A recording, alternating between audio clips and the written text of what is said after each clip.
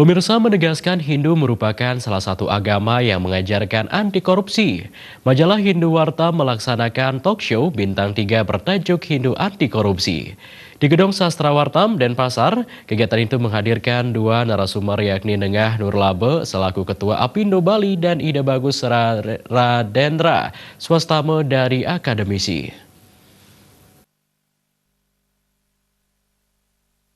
Ketua Apindo Bali Nengah Nurlabe mengupas peristiwa air-air ini yang membuat bangsa Indonesia miris, yakni masih maraknya kasus korupsi.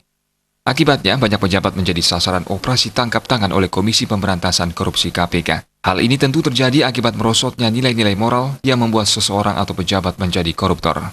Semua tindakan korupsi akan mengkambing hitamkan sistem politik yang sedang berkembang di negara ini. Kondisi ini diperparah pola hidup konsumerisme, gaya hedonisme, dan gengsi kelas sosial yang membabi buta.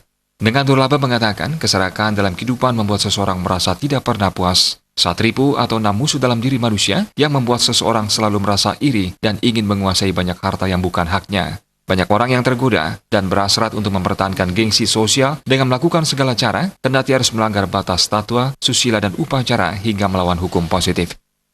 Mengenai korupsi adalah perbuatan yang tidak baik. Ya, apalagi sesuai dengan ajaran agama Hindu.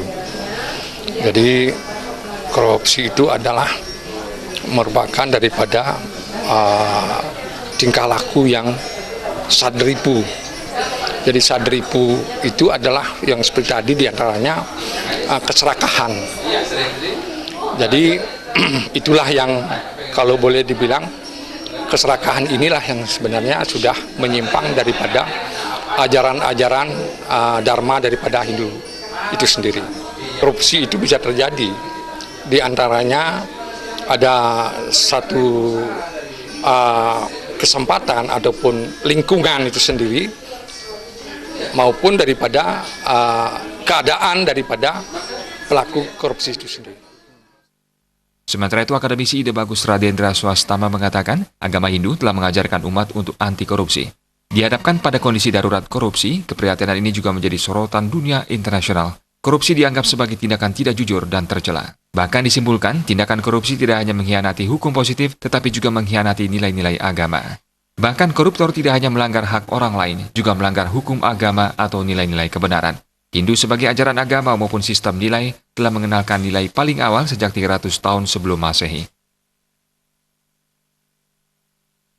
Jadi itu kita bisa mengatakan bahwa Hindu sebagai sebuah agama, sebagai sebuah sistem nilai, sebagai sistem keyakinan, itu sudah mengajarkan dari kita kepada kita dari awal sekali, dari zaman awal peradaban manusia, bahwa Hindu adalah anti korupsi. Dan kita sebagai umat Hindu memiliki kewajiban minimal secara moral untuk menjunjung nilai-nilai itu dan memberi contoh. Jangan sampai kita nanti terjerat kasus korupsi sebagai pelaku korupsi, itu tentu akan tidak hanya mengkhianati hukum, tapi mengkhianati nilai-nilai agama kita sendiri. Ida Bagus Radendra swastama menambahkan, Hindu bakal lebih keras bersikap daripada undang-undang positif. Hindu memberikan vonis hukuman mati kepada koruptor dan itu sudah dituliskan dalam Arta Sastra. Suparyana